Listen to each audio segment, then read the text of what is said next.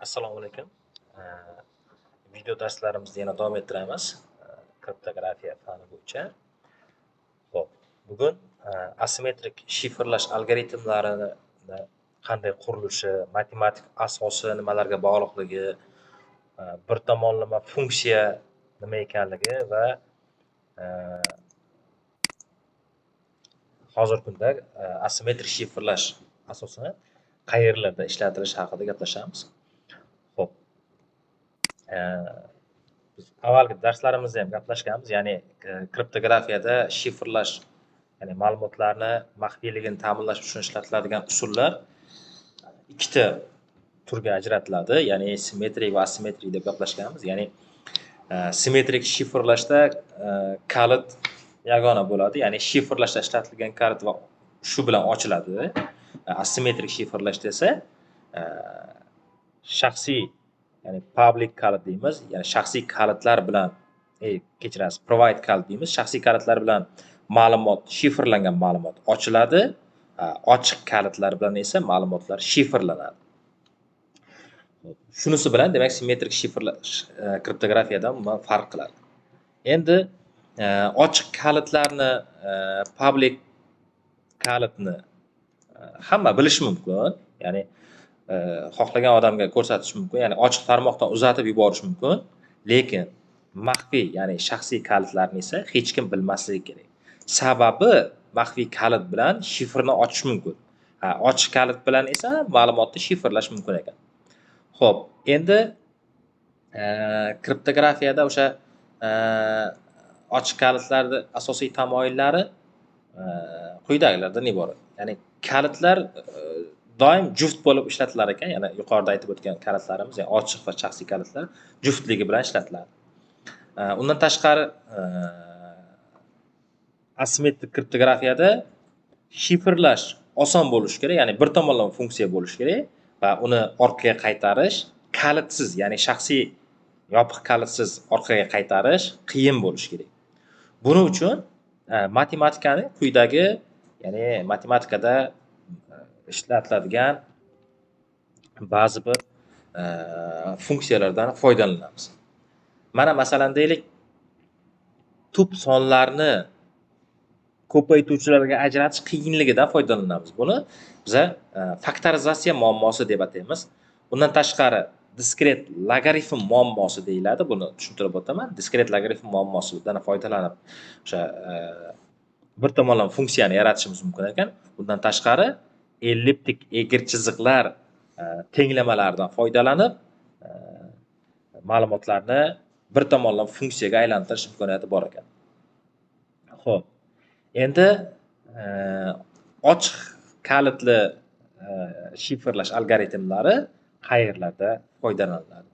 Ochiq kalitli shifrlash algoritmlari autentifikatsiya jarayonlarida foydalaniladi. Bundan tashqari raqamli imzolardan foydalaniladi. Ya'ni internet xavfsizligini ta'minlash uchun HTTPS protokollarida va ularning tarkibida ishlovchi, ya'ni HTTPS ning ichida ishlovchi alohida SSL, TLS protokollarida ishlatiladi. Kalitlarni xavfsiz uzatishda ishlatiladi, ya'ni simmetrik shifrlash algoritmlari uchun ishlatiladigan shaxsiy kalitlarni xavfsiz uzatishda ham ishlatiladi. Umuman olganda hozirgi raqamli texnologiyalarni biz asimetrik kriptografiyasiz, asimetrik shifrlash algoritmlarsiz umuman tasavvur qilish qiyin. Asimetrik kriptografiyani endi ba'zi bir o'ziga yarasha kamchiliklari ham bor. Ya'ni birinchisi bu hisoblash resurslarining ko'p sarflashi, ya'ni asimetrik kriptografiya bu simmetrik kriptografiyadan ko'ra ko'proq resurs talab qiladi. Ya'ni ko'p quvvat talab qiladi deylik, ko'p operativ, masalan, agar qurilma, ya'ni hisoblash mashinalarini misolda aytadigan bo'lsak, resurs ko'proq ketadi, ya'ni vaqt ko'p ketadi bu yerda, hisob-kitob qilish anchagina murakkab jarayon bu yerda.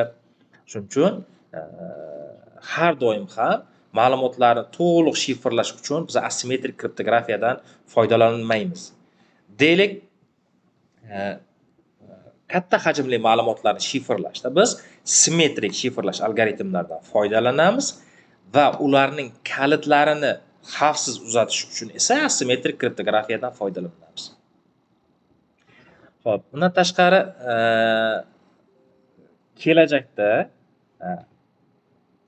asimetrik kriptografiyaga xavf solib turgan narsa bu o'sha kvant hisoblash kompyuterlari ixtiro qilinsa, bu albatta hisoblash bir necha baravar yoki 100,000 baravargacha oshib ketadigan bo'lsa, bu albatta xavfsizlikka ta'sir ko'rsatadi.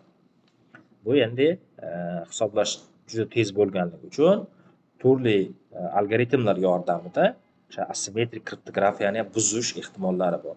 Va uni hozirgi kunda ilmiy tadqiqot ishlari olib borilyapti. Uni oldini olish uchun albatta chora-tadbirlar ko'rib boriladi. Endi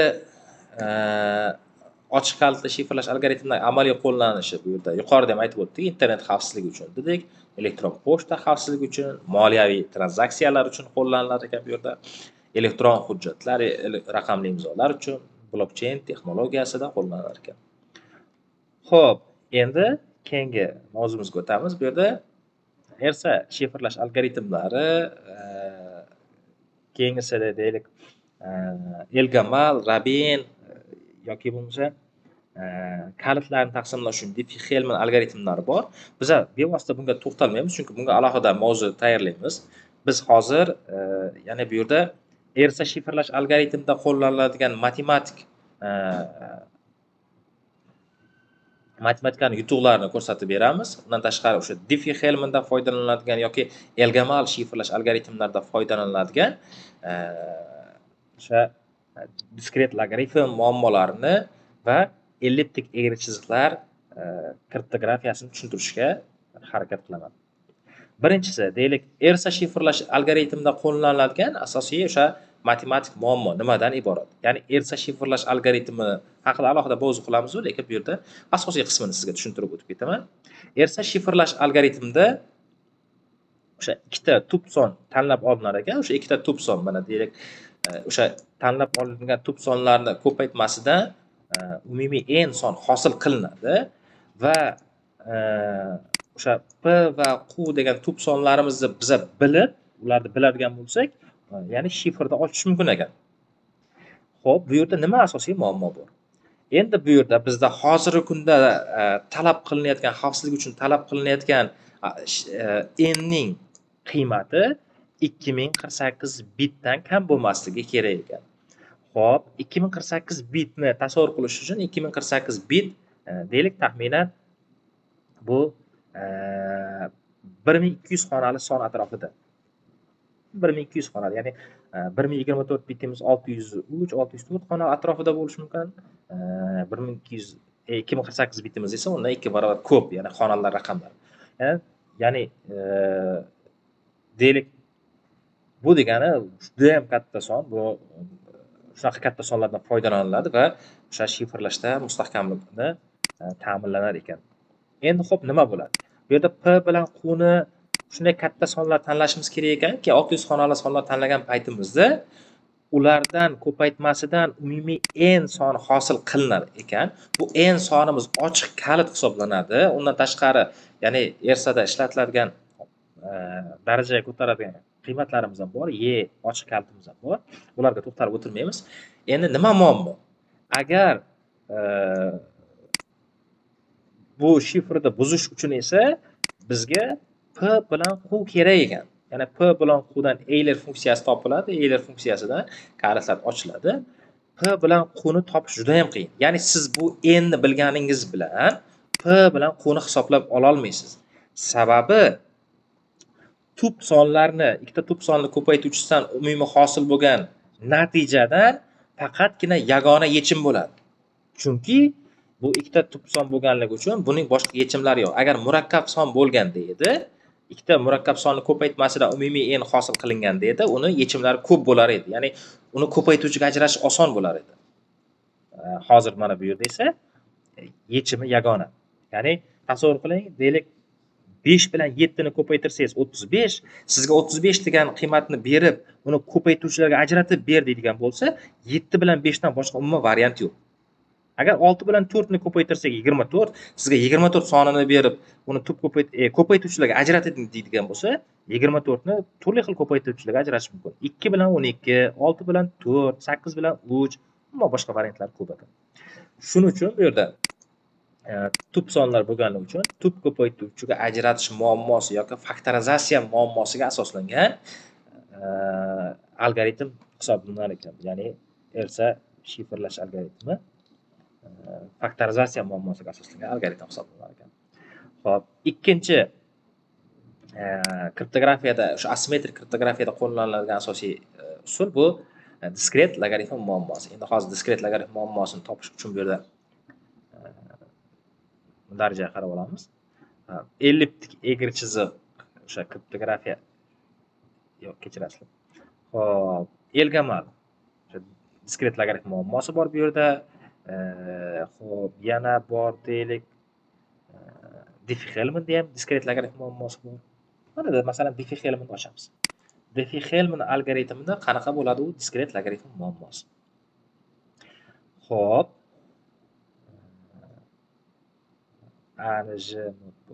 Xo'p, mana shu yerda ham diskret logaritm muammosi bor. Mana aniqroq berilgan joyi bo'lsa, uni alohida ko'rsatib o'tamiz.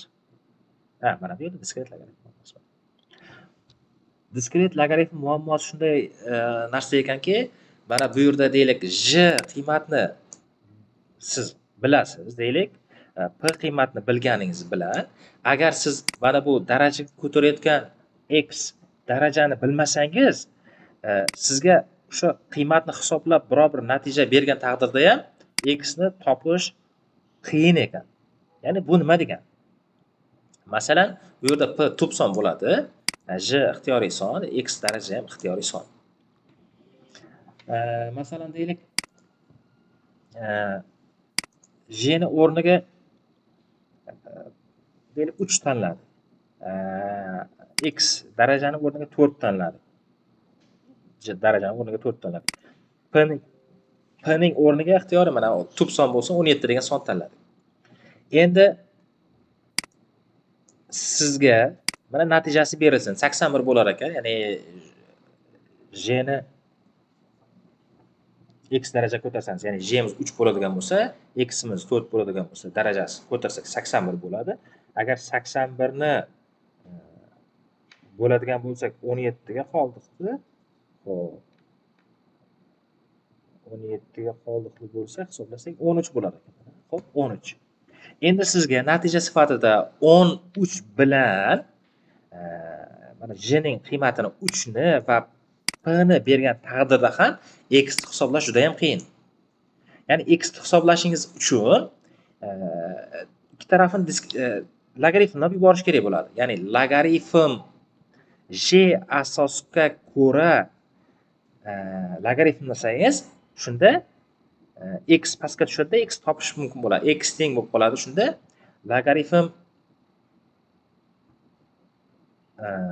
logaritm bo'ladi. Bu yoqda masalan natijani y deb hisoblaydigan bo'lsak, logaritm j asosga y bo'lib qoladi. Hozir bu yerda yozish qiyin ekan. Qani bir paintdan bironta narsada yozishga harakat qilaman. Xo'p, paintda yozishga harakat qilamiz.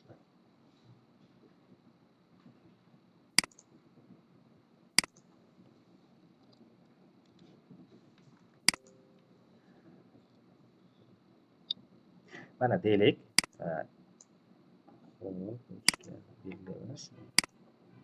y teng qanaqa j darajasida qasam qalmoq qilishni imkoniyati.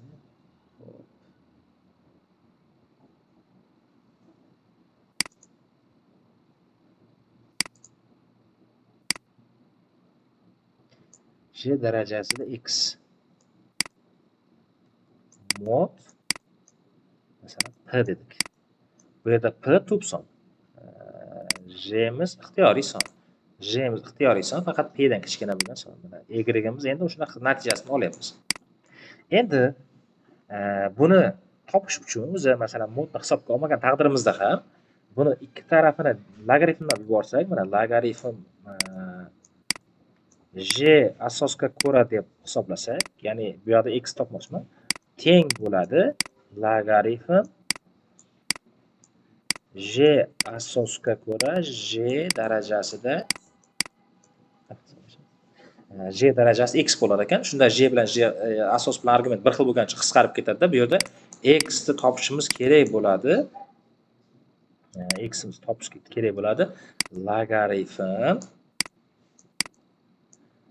asosda j, argumentda y qolar ekan. Xo'p, mana muammo nimadan paydo bo'lyapti? Mana x ni topishda j darajasi y hosil bo'lar ekan. Endi buni topish uchun siz nima qilishingiz kerak? Barcha variantlarni ketma-ket qo'yib ko'rish kerak ekan. Barcha variantlarni ketma-ket qo'yib ko'rib, shunda x ni topishingiz mumkin ekan. Ya'ni taxminiy hisoblash mumkin. Bu yerda buni to'g'ridan-to'g'ri hisoblab chiqib bo'lmaydi. Ya'ni bir tomonlama funksiya ekan. Shuning uchun ya'ni hisoblash, agar siz x ni darajasi, x ni qiymatini bilsangiz, ya'ni shaxsiy kalitni bilsangiz, y ni topish oson, lekin y ni bilgan taqdiringizda ham orqaga qaytish juda ham murakkab. Mana bu yerda mod p'miz ham bor edi. Mod p'ni ham qo'yib qo'ysak, endi ham murakkablashib qoladi.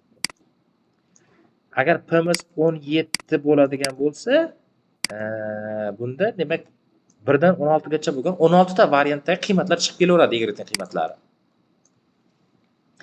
Demak, biz hozir diskret logaritm muammosini ishlatayotgan paytimizda shu p ning qiymati 2048 bitdan kam bo'lmasligi kerak degan talab qo'yiladi. Ya'ni standartlarda shunaqa talab qo'yiladi. Bu degani 2048, ya'ni 1000 xonali sondan ko'p bo'lgan katta raqamlar degani shunchalik uning varianti ko'p degani. Ya'ni tasavvur qilish juda ham qiyin. Xo'p. Endi diskret logaritm muammosi kriptografiyada ishlanishini tushunib olgan bo'lsak, endi elliptik egri chiziqlar muammosini tushunib olishga harakat qilamiz. Bu ham alohida mavzu bor. Bu yerdan qarab videomiz ham cho'zilib ketdi. Mana. Xo'p, elliptik egri chiziqlar uzoq to'xtalib o'tirmaymiz, qisqaroq qilaman. Elliptik egri chiziqlar nima degani? Ya'ni elliptik egri chiziqlar tenglamasi mana shu ko'rinishda bo'ladi. Endi uni kanonik ko'rinishga keltiramiz, ya'ni Weierstrass tenglamasi ko'rinishiga keltiramiz. Endi Weierstrass tenglamasi keltirganimizdan so'ng uni asosiy sharti bor. Elliptik egri chiziqlarni biz kriptografiya ishlatish uchun determinanti 0 ga teng bo'lmasligi kerak. Ya'ni 4a ko'p plus 27b kvadrat teng emas bo'lishi kerak 0 ga. Mana oldida qiymati ham bor. Mana shunaqa shaklda bo'lgan holda biz bu yerda oxirga mana shu tenglamani oxirga mod p deb qo'yamiz. Mod p ni ishlatganimizdan keyin, ya'ni o'sha haqiqiy sonlar maydonida yoki bo'lmasa o'sha fp maydonida qo'llanilishi mumkin bo'lgan umumiy o'sha oddiy sodda ko'rinishga keltirib qo'yamiz. Yana buni nomi Weierstrass tenglamasi deyiladi. Xo'p, endi bu elliptik egri chizig'imiz parametr qiymatlariga qarab har xil ko'rinishlarda bo'lishi mumkin. Bunday chizmalari bor. Xo'p, elliptik egri chiziqlarni biz qanday qayerdan foydalanamiz deylik.